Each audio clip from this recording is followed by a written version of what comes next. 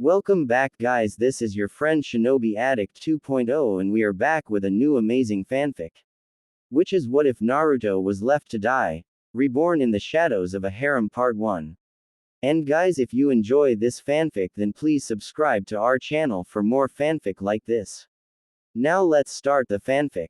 Hi, sorry for those of you who were expecting an update. I am so sorry, but I have lost the inspiration that I felt for this story when I started, so in an effort to rekindle those flames, I have started doing a rewrite to improve my story and hopefully get me addicted again.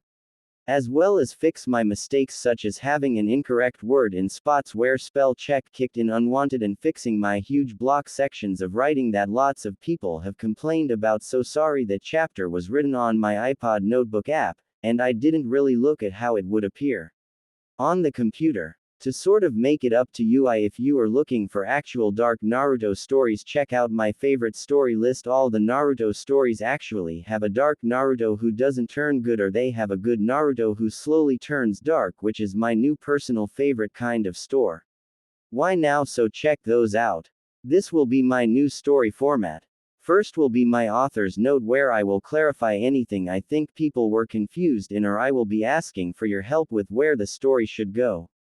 Second will be my shout out and answer section, where I will be thanking people and answering questions left in the reviews. PS, any questions PMed to me will be answered via PM.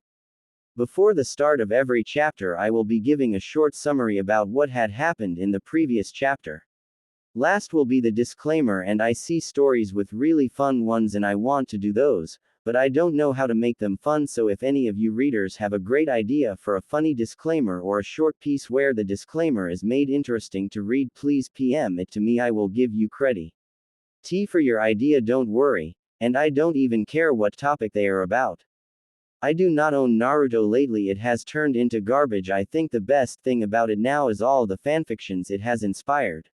Chapter 1. Naruto stood in front of the Hokage, his orange jumpsuit ripped up and covered in blood, but the most disturbing thing was that the usually happy blonde ball of energy was completely still. The cocky grin on his face was replaced by an emotionless mask. His blue eyes, that always had a mischievous sparkle to them, now pierced right into your soul. They made it seem as if he could see all the sins you had committed. Their usual warm glow gone, now they were burning in anger, pent-up rage, and pain.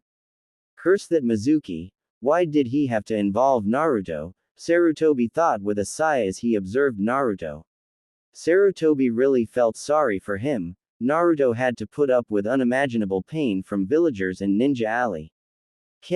But no matter how bad the beatings were or how many degrading things were done to him, Naruto had always walked away smiling. Until today. Sarutobi scowled. Everybody had a limit, even Naruto, and they had finally pushed him past it. Flashback. Naruto was lying on his back trying to catch his breath after learning the shadow clone technique from the forbidden scroll Mizuki had told him to steal in order to graduate the academy.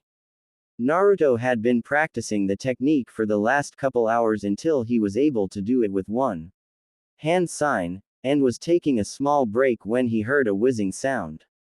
Standing up quickly, a kunai stabbed into his thigh, which was now where his head was a second ago.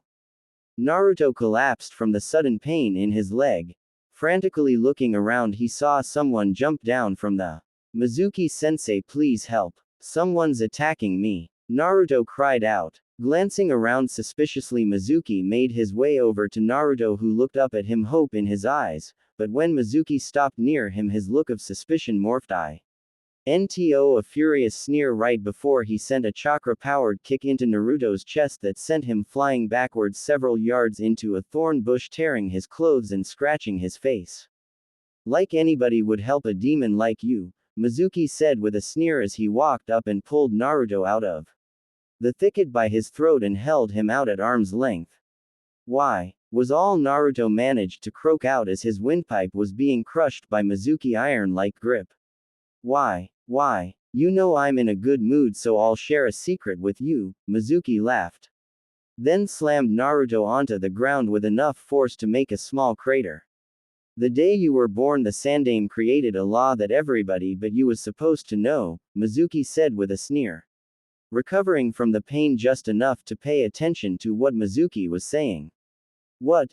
Naruto thought. Why would the old man make a law that everyone but me knows about? Mizuki watched as Naruto rolled out of the crater painfully, then his smirk grew even wider as he decided to really crush the demon brat. Do you want to know why everybody hates you? Mizuki asked as he crouched next to a prone Naruto.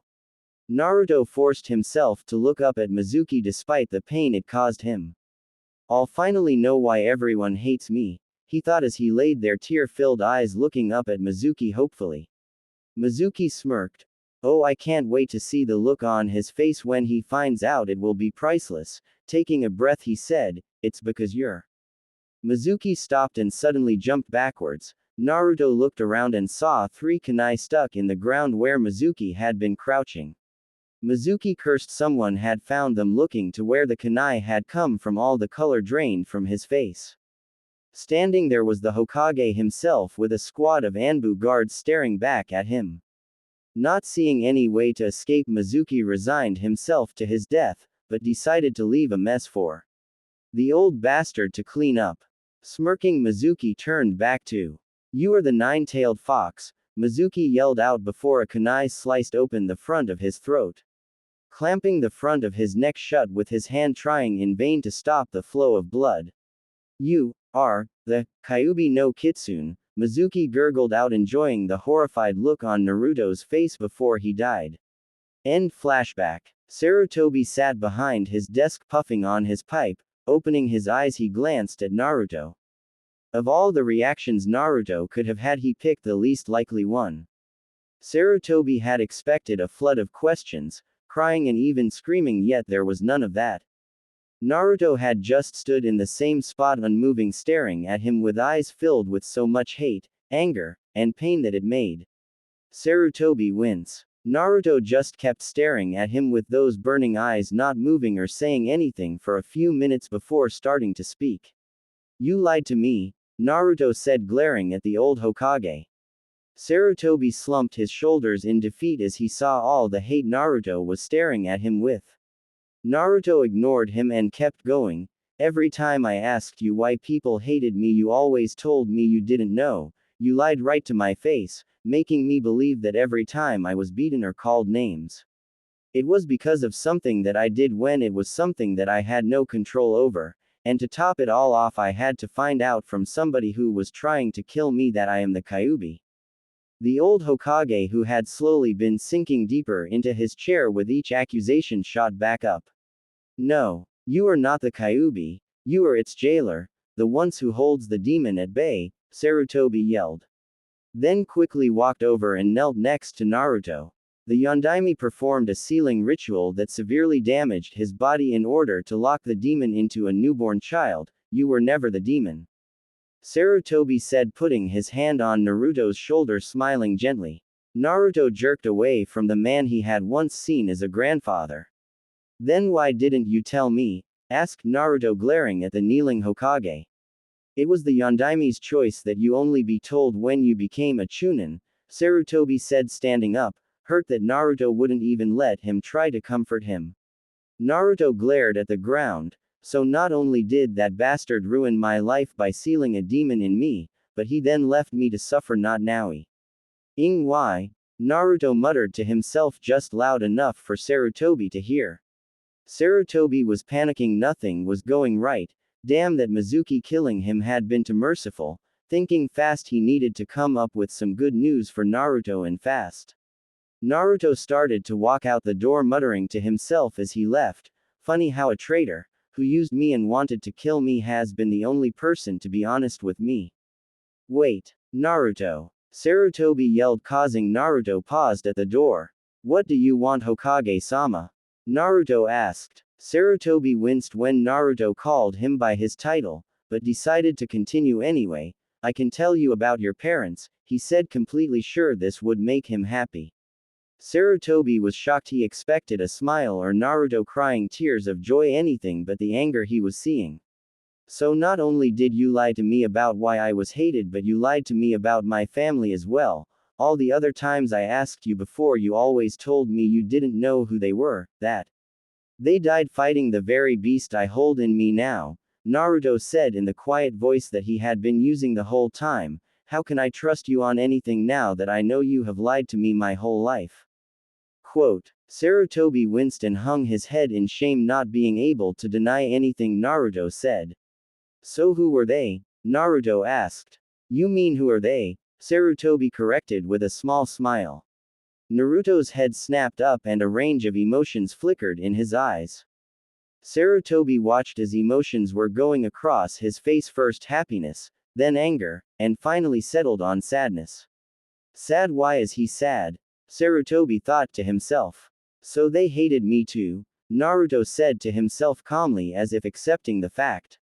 No. They loved you very much, Sarutobi quickly said. Naruto just scoffed. If they loved me they wouldn't have left me alone, he said. Can I go home now, Hokage-sama?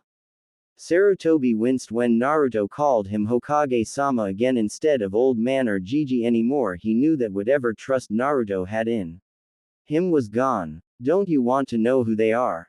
Sarutobi asked, hopefully trying to salvage the situation. They abandoned me, Naruto started. Sarutobi was about to cut in, but Naruto didn't give him the chance. I have had to fend to myself. I have gone through more torture in my life than the entire T&I department has done in the last 10 years. Hell, they even use my memories to torture any A-class criminals and above. Why would I want to know the people responsible for putting me through that? Now if you will excuse me, Hokage-sama, I am going home to get a good night's sleep. Naruto finished his rant and slammed the door shut and turned to go down the stairs, walking past two red-headed people, one tall woman and another about his age. Sarutobi slumped back in his chair. Well, that could have gone better, he said in a tired voice, seemingly to himself. Until a man slid out of the shadows. The man was dressed in a regular Leaf Jonin outfit, with the only difference being that he wore a white robe with red flames licking the bottom, and it also had the symbols for 4th Hokage running from his right shoulder towards the floor over his Jonin outfit. Said no longer mystery man walked out of the shadows, revealing himself to be Minato Namikaze, and slumped into one of the chairs across from the Hokage's desk. Then there was a knock in the door. Come in, Sarutobi called out. Two redheads entered. The older one was about 5'8" with red hair reaching down to her lower back and had a beautiful hourglass figure that any woman would kill for, and an equally beautiful heart-shaped face with stunning green eyes. And the second person was about 12 years old and was an almost perfect carbon copy of the older woman. She had the same rich red blonde hair that reached down past her shoulder blades, a heat-shaped face, and stood at about 5'5" and had the same emerald green eyes as the old women, the only difference being that she had 3 whisker marks on each cheek. Kushina, it's good to see you again, Sarutobi said in a tired voice. Kushina just gave him a tired nod as she wiped away her tears. And you must be Natsuki, he said, looking at the younger redhead who was looking arrow and excitedly, not sensing the somber mood. Yeah, and I'm going to be Hokage one day, believe it, Natsuki blurted out before going red with embarrassment and hiding behind her mother slightly. I see, she is just like you, Kushina, Sarutobi said with a chuckle. Well, your compound is ready for you guys to move into once Minato disables the security seals around it. Thank you, old man. We will see you tomorrow at the coronation ceremony, said Minato as he and his family left. Okay, just to clarify for anybody who was confused after reading the first chapter, but in this story Mizuki was Naruto's teacher for his second attempt at graduating, and instead of being an assistant teacher, Mizuki was Naruto's head teacher for that year. Also, to anyone who is confused as to how Minato is still alive, he did not use the Death God seal thing. He used a secret Uzumaki clan sealing technique that gave him power to do so, but in return Minato had to go into hiding for 12 years as his body was basically destroyed. It might not be technical, but I like idea that all of a sudden Naruto's parents come back and are expecting to suddenly have everything shit gold, rainbows, and be perfect only to get what they deserve, a slap from reality. So they are still alive, but Minato had to work for 12 years to get back up to his old level. For any other questions, PM me. Also, I always like to have a little laugh whenever I'm reading a story, no matter how serious. so I added some comedy in this chapter. Tell me how I did. Ruskybrat, talking. Ruskybrat, thinking. Changes made. Fixed basic grammar mistakes. Broke up the giant sections of text that I used to have before. Fixed parts that didn't sound right. Rewritten on March 21, 2013. Thank you for taking the time to the rewritten Chapter 1. War Sage. Deathgeus. Omega Delta. Missouri Jack. Malimac. Thank you to anybody who P-med me to. I just went down my list of people who reviewed my new chapter. Sorry if you feel left out. I didn't post anybody who wed my older version. If guests want me to put your name up here, just leave a name for me to use when you leave a review. Answers to questions. Guest. Kushina was crying because she heard how Naruto didn't want to know who his family and it hurt her. Disclaimer sent in by One Shot Rhino 99. Kushimoto was sitting at his desk when Itachi Uchiha appeared in the room. Kushimoto, you have destroyed our world and have been selected for destruction. Hand over the rights to Naruto now, Itachi said in his monotone voice as he activated his Mangekyo Sharingan. Tsukuyomi. After torturing Kushimoto for 24 hours, Itachi discovered that this was a clone and burned it with Amaterasu. Ruskybrat does not yet own the rights to Naruto, but it is only a matter of time, for none can escape the power of the Sharingan, Itachi said as he left in search of the real key. Shimoto. Previously in Chapter 1. Short summary. Naruto was introduced at the beginning and has found out from Mizuki that he contains the Kyuubi. He did not take the news well and feels betrayed at finding out the only person he thought he could trust has been lying to him his whole life about not only why he is hated, but also the fact that he has a family out there, which Sarutobi told him in an effort to cheer Naruto up. Naruto reacts completely opposite and despises Sarutobi even more for keeping that secret from him, and he doesn't care about his family having the philosophy that since the Y abandoned him in the village that they hated him as well. Nothing Sarutobi said could change that. The chapter ended with Naruto leaving the Hokage's office and having Minato Namikaze come out of the shadows, having heard everything. Shortly after, he is revealed Minato's wife Kushina and their daughter Nitsuki come in and are introduced with a short physical description. Then the chapter finishes with everybody departing the Hokage Tower for the evening. This chapter starts off with Naruto on the same night. Page length 13 pages. Word count 7,109 words in Microsoft Word. Total editing time 323 minutes, 5 hours and 38 minutes. Chapter 2. Naruto stomped angrily towards his apartment, thinking about what he had learned this night. Okay, Naruto, calm down. Naruto thought to himself as he took a few deep breaths, attempting to calm himself down. Taking a few deep breaths, he slowly let all the emotions he was feeling slide away. This doesn't change anything, Naruto thought. It doesn't matter that the Kyuubi is sealed inside of me. I don't really care that much. I mean, it was kind of obvious with my whisker marks and all, the fact that all the villagers call me a demon and monster, saying that I killed their friends and family. I can't believe I didn't notice it before. Naruto felt his anger rising again before he crushed it once more.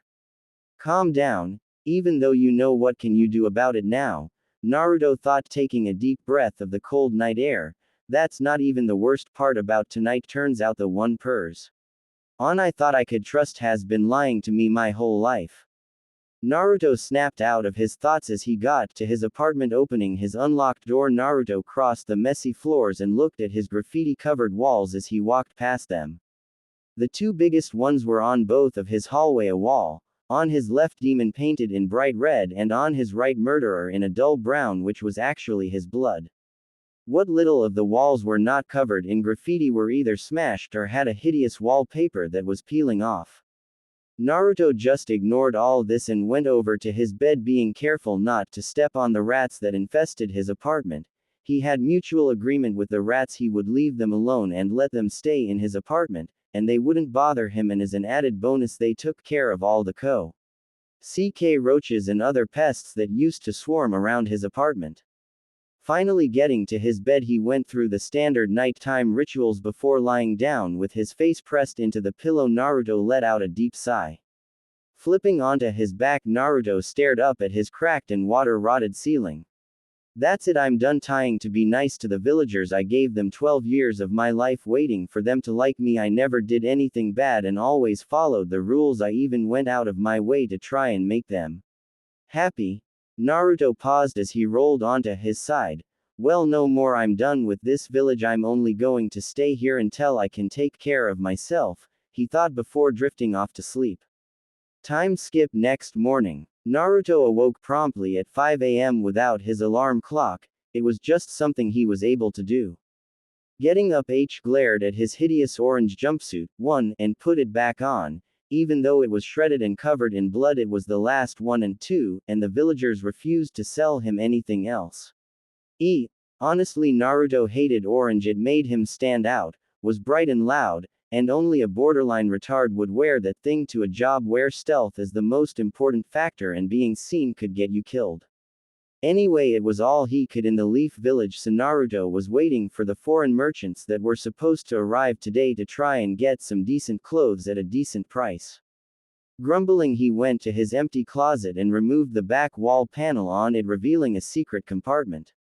Pulling out his spar set of kunai and shuriken already loaded into holsters, which he had stolen from some other student in his class when they weren't looking.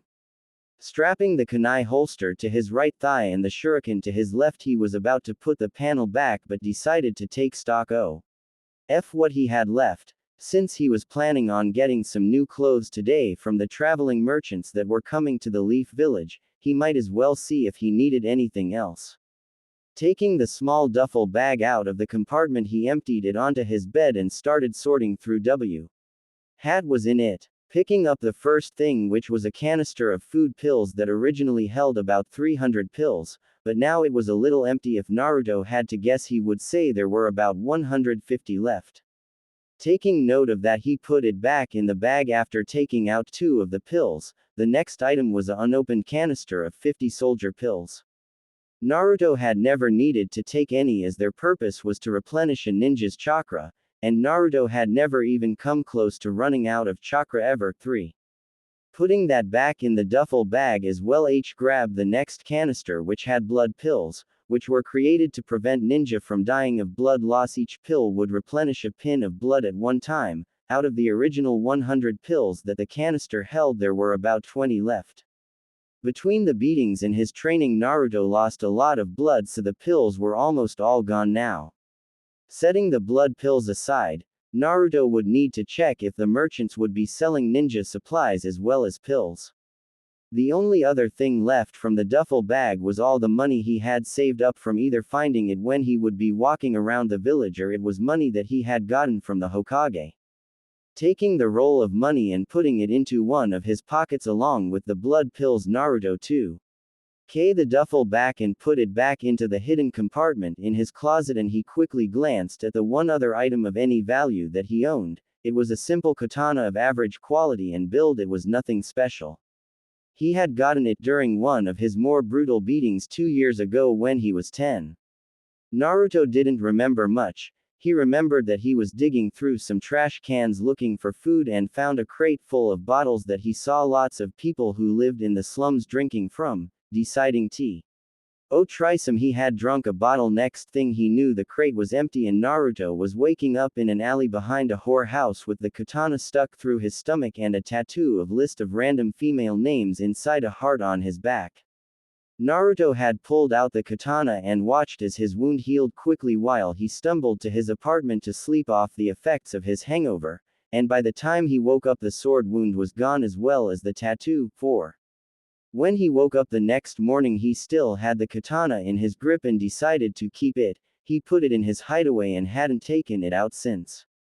Covering the compartment with the panel he had removed, Naruto left his apartment and strolled through his neighborhood, which was the worst part of 2WN, the red light district. Oddly enough, the people here treated Naruto like they treated everybody else, either as a potential customer or like crap, although Naruto contributed that to the fact that most of these people were from other villages and just came to the Leaf Village for the easy money EY could make here. Wailing by a few drunks vomiting everything they had eaten for the past week, Naruto curled his nose in disgust. He crossed the street. He saw several prostitutes that worked at the whore house he had woken up behind the night he got his katana. They had suddenly become rather nice towards him, winking at him every time they saw him. Shrugging, he made his way towards. Patting them, he made his way towards Training Ground 44, or the Forest of Death as most people had called it. He had found this place on his 5th birthday when he was running from a group of drunken villagers and crawled through a hole in the fence and ran into the woods. When the villagers didn't follow him, but instead stood around the fence saying that he would die soon enough with all the deadly animals and poisonous plants in there, and after a few minutes they left and Naruto had used the place to hide out on his birthday ever since. Flashback. The day was October 10th, and he had just turned 5 today. Deciding that he would do something special for his birthday, Naruto went to the alley behind a fancy restaurant called the Golden Leaf. It was where all the high-class citizens and well-off ninja went when they wanted to show off how rich and powerful they were. Being such an exquisite and stuck-up restaurant, they did not believe in saving take-home bags, or donating the food that was left over, and instead just threw it out, meaning that for Naruto it was one of the easiest places to get good food that he would never have ever gotten otherwise, for free. Sure, it was out of the garbage, but so was everything else he ate. After stealthily sneaking across town avoiding being seen by anyone, he finally made it to the Golden Leaf. Giddy with excitement at finally having some good food, he opened the first trash can he walked up to and peered inside. Ew, fish cakes, I hate fish cakes, Naruto thought, slamming the trash can lid back down. He shuddered. Fish did not do well outside of the freezer for more than an hour. Whoever named me after them must have been absolutely stupid, Naruto thought angrily, not knowing the other meaning for his name. Miles away on a deserted island, a blonde and a redhead were eating dinner watching their daughter play. Dear, this paint chip salad is amazing, the blonde said. Thank you honey, try the side of Elmer's, it really is all purpose, believe it. The redhead answered back excitedly. I'm making fun of the fact that lead paint chips make you stupid, and that stupid people eat glue, Elmer's glue. Back with Naruto, who was happily eating some high-end steak that he had found in another trash can. The thing was hardly touched. Finishing his meal, Naruto got up and cleaned up whatever mess he had made, and erased all footprints and any other pieces of evidence that would show he had been there. Having learned his lesson the last time, since before he used to go to the Golden Leaf a lot, but when the workers found out they started waiting for him, so come around so they could give him a beating on top of ruining all the food they threw out so that he couldn't eat it. Naruto now only came here every once in a while so they wouldn't start poisoning the trash again or start setting up traps for him. Rubbing his full stomach happily, as it was a rare feeling for Naruto, he began to make his way back to the orphanage. He wasn't actually allowed inside the orphanage as the matron didn't want him contaminating the other children. He had to sleep in the alley behind the building. Naruto had gotten about a block away from the Golden Leaf when he was spotted by a few drunken villagers. Hey look, it's the demon brat, one of them yelled, causing the rest of the group to notice him.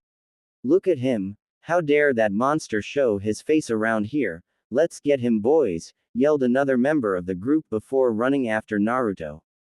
Naruto started running as fast as he could, but being only 5, he couldn't outrun the older villagers even if they were intoxicated, seeing as their large stride length evened out their clumsiness from the alcohol. It took everything Naruto had just to stay in front of the drunken group of villagers. Naruto kept running until he saw he was running towards a giant chain link fence topped with barbed wire that seemed to stretch forever in both directions. Look, he's by the fence, guys. One of the men chasing him shouted. Great. We can feed him to the animals, his friend said with a sneer as they got closer. Naruto was really scared now and with no other choice started running along the fence line until he saw a hole in it near the ground just small enough for him to climb through. Dragging himself through hastily, trying to get away from a potential beating and getting some pretty nasty gashes from the broken fence links which he ignored, Naruto quickly ran to the tree line and hid behind the thick foliage that seemed to be growing ever here. The group chasing Naruto stopped in front of the fence where Naruto had climbed through. Should we go after him? The one that had seen him first asked in a nervous voice. He may want to kill the demon brat, but he was just a civilian and would probably die in the forest as well. Why? The animals will tear him apart soon enough, the apparent leader said, laughing as he walked off, heading back towards the village, quickly followed by the rest of the mob. Waiting a few minutes to make sure they were actually gone, Naruto carefully crept out of the underbrush and looked around. He didn't see any of the animals the mean people were talking about. They didn't want to come in here, the 5-year-old thought. Maybe I should stay here for the night, the mean people will stay away. Looking around, Naruto saw a hole in between some of the roots of a tree that would be just big enough to hold him. Crawling inside, he quickly fell asleep, not noticing that the seal on his stomach was glowing, and giving off a small amount of red chakra, keeping the forest's numerous predators away. End flashback. Naruto shook his head to clear his thoughts of that memory as he approached the fence surrounding the forest of death. Quickly glancing around to make sure he was alone, Naruto ran over to one of the large danger signs hanging all over the fence and lifted it up to reveal a large hole. Naruto had to cut out a new one as he could no longer fit in the small gap in the fence he had gotten in through the first time. Climbing through the hole in the fence, Naruto carefully lowered the sign back down, making sure that it matched up with the gap in the fence, then ran into the forest. Once he was outside of the fence, he kept running through the forest foliage until he reached a small clearing. Stopping, Naruto went to the middle of said clearing and began doing his morning workout that was so intense it would even make Lee tired. He started his workout with one-handed push-ups, doing 200 with each hand. Completing that, he went to one of the large trees surrounding the clearing and wrapped his legs around the lowest branch so that he could hang upside down. Then reaching down, Naruto grabbed a 40-pound boulder he left on the ground the other day and did 5 sets of 100 crunches. After Naruto had done his last set, he let go of the branch with his feet, doing a front flip, and landed quietly on his feet before taking off and doing 20 brisk laps around his improvised training ground. Finishing his laps, Naruto went over to yet another tree, the difference being that this tree looked worn down all over and was splintering in some places. He then proceeded to do 500 punches with each of his hands, varying the angle, direction, speed, and power of all his punches with every set of 100 punches. Finishing with his punches, Naruto did the same workout for his legs and took a short 10-minute break before grabbing a wooden bakken. 5. He had stolen the bakken from the academy since he would never be able to buy one as people refused to sell him anything unless it was by the order of the Hokage, and Naruto wasn't about to go to him for anything. Using the bakken, he began to go through a fluid series of motions that just felt right to Naruto. As he couldn't get any scrolls for Kinjutsu, he had to make up his own style, repeating the motions over and over again for the next hour. 6. Finishing his sets, he dropped the bakken onto the ground in exhaustion. The bakken left a small crater when it fell, as Naruto unknowingly stole a bakken that was only offered to Jonins and above because of the special seals. The day Naruto went to get a bakken, a Jonin came to visit one of the classrooms and accidentally brought this practice bakken with him and left it in the weapons storage room at the school while he was there. This bakken had seals on it that would gradually increase its weight the more it was used, meaning when Naruto had gotten it 3 years ago, it had weighed no more than any other bakken in the storage room, which was about 2 pounds, and the seals that were on the weapon would add 5 ounces every time it was used. Considering the fact that Naruto had used it every day for 3 years would make that add up to 5,507 ounces, or 344 pounds.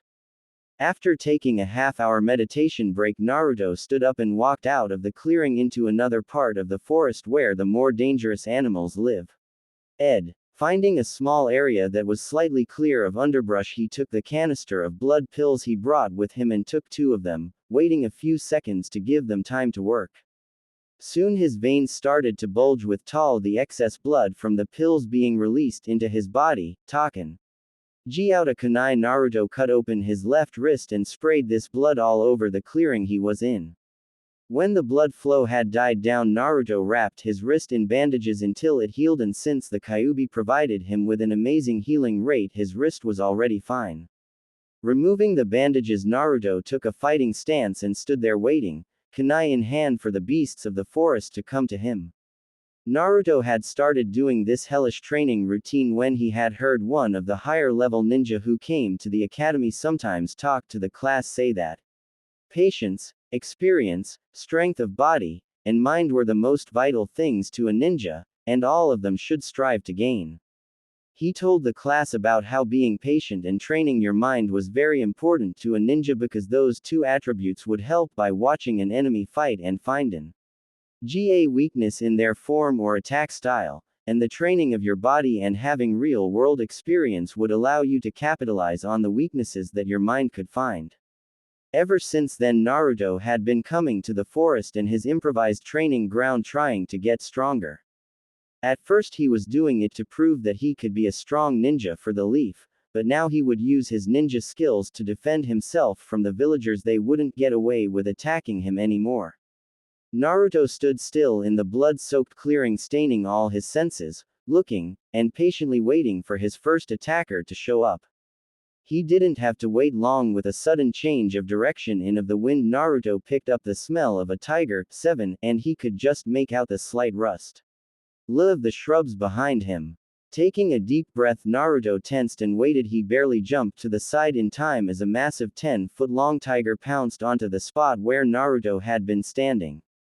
Roaring in anger at having missed its meal, the two began to circle each other, both carefully following every movement of their opponents. Then, without warning, Naruto was once again forced to dodge the razor-sharp claws of the tiger as it dove past him in an attempt to slice his chest open with its claws. Naruto twisted his torso and dodged to the left, quickly spinning around and facing the tiger again. Naruto had analyzed the tiger's fighting style and found an opening. It happened when the tiger was attacking him. If Naruto managed to dodge the front claws, then the entire torso and underbelly of the beast were open to attack. Creating a plan in his head, Naruto put it into action. Circling with the tiger once more, Naruto waited for the animal to attack him again, though this time instead of simply jumping away, Naruto dodged the front claws by doing a spin to the left, but then he quickly leaned in close and brought his kunai and stabbed into the tiger just behind the rib cage and held his hands in lace tightly, allowing the tiger's own momentum to slice itself open. The tiger landed heavily and spun around to face Naruto, who was calmly standing in the same spot holding a now bloody kunai. Naruto pulled out a cloth and wiped the weapon clean before bowing slightly to the tiger that had collapsed onto its side in pain as its internal organs fell out of the giant gash left in the stomach area. Naruto walked quickly to the tiger and in one swift movement stabbed a kunai into its neck, both to give it a quick death as well as to make absolutely sure it died. Naruto then began skinning the tiger while removing anything else he could use from its carcass: fur, meat, claws, teeth, and anything else that he could either eat, use, or sell to merchant that came into the Leaf Village every once in a while. Scavenging everything he could from the tiger, Naruto took the remains and dragged them over to a 10-foot deep pit, quickly covering the opening with branches and spreading what was left of the tiger over the branches.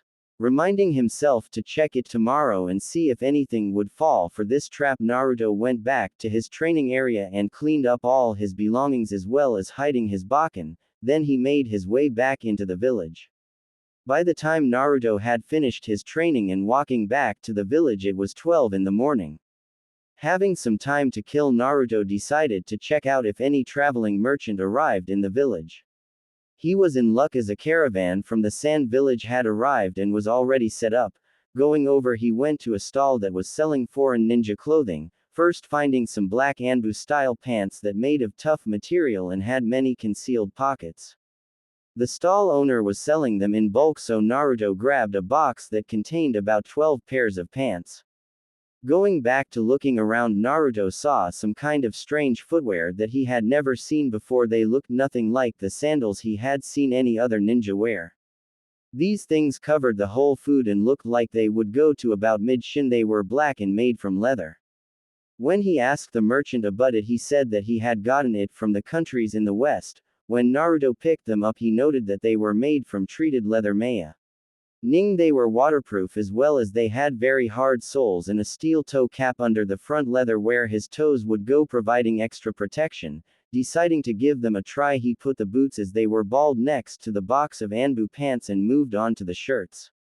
For his shirts, Naruto settled on getting some plain-looking black long and short-sleeve shirts that had a light yet durable chainmail sewn into it on the inside. The stall owner had told him in the West they wore a heavier version of the chainmail and he had made a lighter version for ninja out of special metal that would not squeak or rattle as to not give away their position. Naruto, being the first person to want to buy them, got a discount if he promised to recommend them to other people. Grabbing several shirts of both long and short sleeves, Naruto was about to pay before he saw several large coats and vest. Going over to them, he decided to get a black trench coat that would reach just past his knees. It also had a black hood on it that when pulled up would cover his face completely and came with a maroon vest, 8 link for clothes at bottom. Getting all his purchases together, Naruto ended up buying a box of 12 Anbu pants, 5 long-sleeved chainmail shirts, 5 short-sleeved chainmail shirts, and 3 pairs of boots. After haggling with the merchant to lower the price for the clothes by trading the tiger skin and some of the teeth, Naruto finally got to price he thought he could afford. The merchant had even thrown in a free storage scroll to sweeten the deal. The very concept of being able to fit such a large amount of things into a small scroll thanks to some ink and chakra astounded and intrigued Naruto. He would have to look into that later. As Naruto was headed home to change, he passed a stall that had all sorts of things being sold: clothes, knives, masks, and other essential ninja supplies. Walking up to the stall, he saw the whole wall was lined with masks of all kinds: dog, cat, beaver, rat. There was no animal that wasn't hanging on the wall, but the thing that caught his eye was the merchant who owned the stall himself. The merchant was about 50 or so, nothing remarkable about him. The thing that caught Naruto's eye was that the man was manipulating the smoke from a cigarette into doing all sorts of things. From making it turn into a snake and slithering around his head, then transforming the smoke into a large butterfly before letting it dissipate. Walking up to the stand, Naruto decided that he would buy something first before asking about the smoke animals. "Excuse me, sir," Naruto said, getting the man's attention. "Do you have any food pills?" he asked the merchant. "Sure do, but I only sell them in bulk, so if you want to buy any, you got to buy in bulk," the old merchant said. "Very well. How many are in a box and how much do they cost?" Naruto asked in his low growly voice as his throat hadn't healed yet from when Mizuki slammed him onto the ground. "Well, I only have boxes that have 600 pills for 600 ryo, the merchant said. After making a few quick calculations in his head and comparing the price to some of the others he had seen, Naruto decided that it was cheaper to buy them at this stand than any others. "All right, I would like to purchase 1 box of food pills, and do you sell soldier and blood pills?" Naruto asked, making the merchant wonder why such a young kid was buying all these things. What the heck is wrong with this kid wearing ripped up and bloody clothing while going around and buying a typical ninja's assassination shopping list? This kid is creeping me out, the merchant thought, and quickly nodded to Naruto's question. "Yeah, a box of 300 blood pills is 400 ryo and the soldier pills are 300 for 500 ryo. Naruto stood still, running through some mental calculations before deciding to buy the rest of his supplies. "Here, give me 3 boxes of blue D pills and 1 box of soldier pills." Naruto decided that just because he hadn't needed the soldier pills yet doesn't mean he wouldn't ever need them later. Pulling out his roll of money, Naruto paid for the pill before sealing them into his scroll. "Hey old man, how were you making the shapes with the smoke earlier?" he asked the old merchant. "Oh, you liked that, didn't you?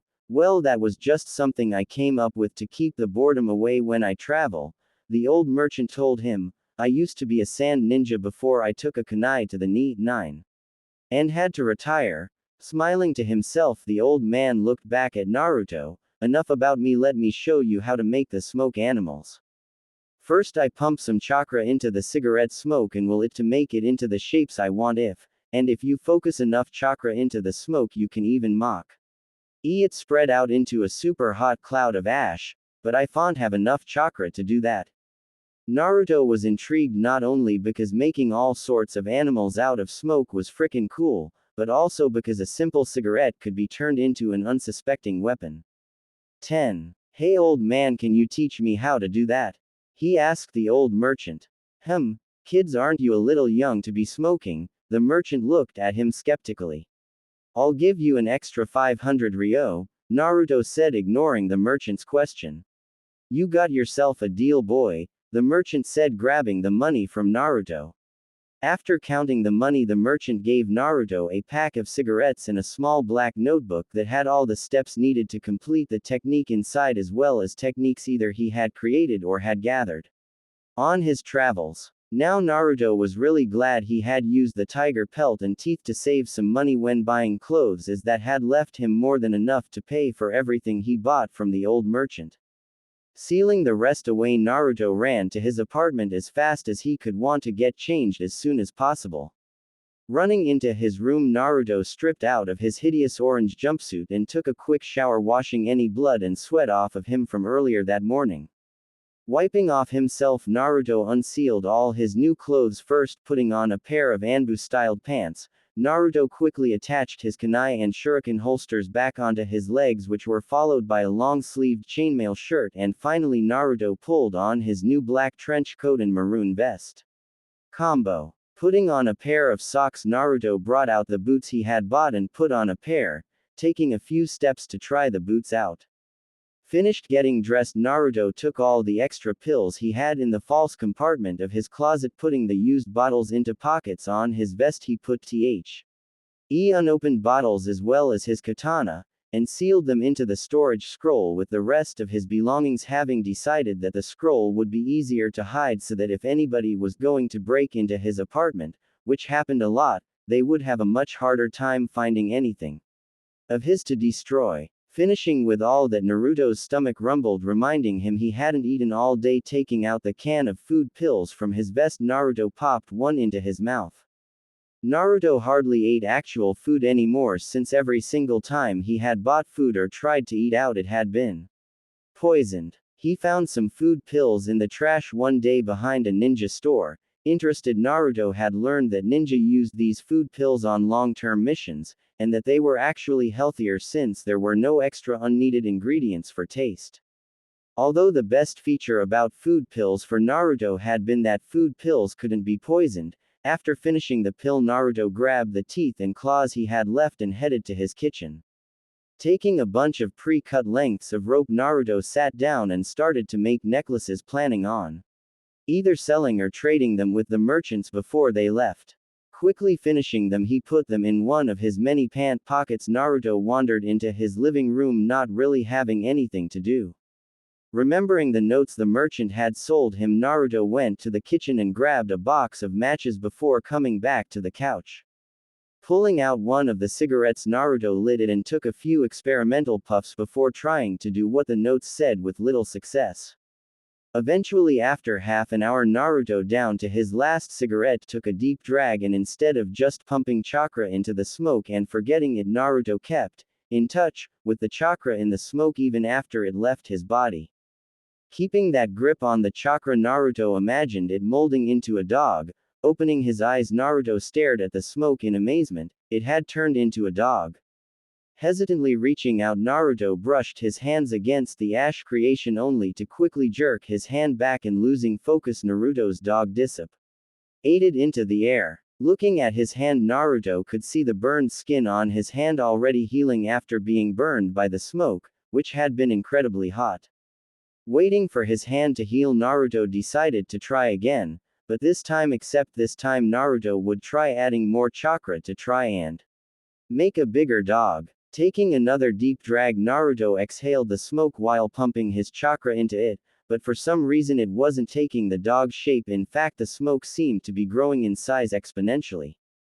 Thinking it was lack of chakra, Naruto pumped even more into the smoke, but instead of controlling the smoke like Naruto expected it to, he was surprised when a huge cloud of smoke spilled from his mouth. Quickly getting over his shock, Naruto decided to test out a theory by pumping more chakra into his lungs again. Naruto watched as the amount of smoke he exhaled suddenly tripled in size. Deciding to be cautious and instead of actually touching the smoke, he held his hand a few inches away and could feel the intense heat of the cloud. Deciding to not risk damaging his already crappy apartment, Naruto stopped channeling his chakra into the smoke and it suddenly lost all of its heat, becoming a thick fog-like blanket in his apartment. Opening a window, Naruto had just finished airing out his living room when he heard a knock on his door. Going toward the door, he decided that he would have to go to the training ground later and practice his new smoke jutsu. 11. Reaching the door, Naruto opened it, seeing a dog-masked Anbu ninja stand. Ding on the other side. What do you want? Naruto asked, annoyed at being disturbed, and took a drag, finishing his cigarette, flicking the butt away. The Anbu meanwhile was stunned. I wonder what happened in the Hokage's office last night, he thought. And since when does Naruto smoke? The Hokage has requested your presence, the dog Anbu told him, and at Naruto's nod the Anbu grabbed Naruto's shoulder and used a body flicker to get them to the tower quickly. Arriving at the Hokage's tower, Naruto decided that after he was done here, he would go and get some more cartons of cigarettes for training and some gloves to match his outfit as well as to protect his hands. Sighing, Naruto turned and went into the tower, wanting to get this meeting over with as quick as possible. I really hate that thing. What kind of ninja even thinks about wearing any bright colors? All of them are morons. Why would anyone even buy that thing? I know cliché reason, but I don't see any other reason as to why anybody would wear that unless forced to. Remember, all Naruto knows right now are the Academy 3, minus the clone technique, and just recently the shadow clone, which he hasn't had much experience using yet. Tattoos are just colored in dead cells, so Kyuubi's chakra would be able to heal them. Bakken is a wooden practice sword. Let's, for the sake of the story, say that the Uzumaki were argued to be the best swordsmen, rivaling even the 7 swordsmen of the mist, the strong ones as in the originals. I would describe in more detail, but I don't know what a tiger smells like. Copy and paste this link. Images, Naruto Shippuden Gaara Men-S cosplay costume for sale 1159 Naruto looks just like this except that the vest is a maroon color, and that there would be a black version of the Assassin's Creed HOD attached to the back. I don't remember who sent me this joke as my PM box has recently been cleaned out. If you read this, leave a review or send me a PM so I can give you credit. Surgeon General's warning. Smoking causes lung cancer, heart disease, emphysema, and may complicate pregnancy. Quitting smoking now greatly reduces serious risks to your health. Smoking by pregnant women may result in fetal injury. Cigarette smoke contains carbon monoxide. Do not smoke unless you have a superhuman healing factor. I was going to write out everything in English, but technique takes forever to write versus jutsu. First, let me say I did want to make this chapter longer, but I have not posted anything in forever, so I decided to post this chapter as is. Sorry for the slow update, but I have had lots of tests in school as well as all my free time has been spent filling out job application and applying for colleges, so this story isn't high on my priority list, but I am not dropping it. I will keep working on it. I don't really have much to say, to just quickly mention to all the people who read my first attempt at this story that all basic plot points will be the same. Thought there might be some changes, but they will be small ones. Mainly it is going to be only grammatical changes as well as adding rearranging words to make the story flow better and fix mistakes. I also realized that bullet points don't show up on fanfiction, so my little author's notes at the end didn't match numbers I had left throughout the story, so I am trying something new to see if that will work. I did change my shadow clones this time, instead giving Naruto 2 kinds. Check bullet point 7 at the bottom for more details. And the tiger training scene is different. Well, this whole chapter is changing. I'm basically reading my old story and reimagining it at the same time as well, so most of story will follow the old plotline with some deviations, but I still don't know how different this version is going to be. Changes made. Fixed basic grammar mistakes. Change sentence structure for fluidity. Rewritten, reposted on May 24, 2013. Thank you for taking the time to the Rewritten Chapter 2, Getting Serious. Deathgius. Edmund Reb. Blessing Man.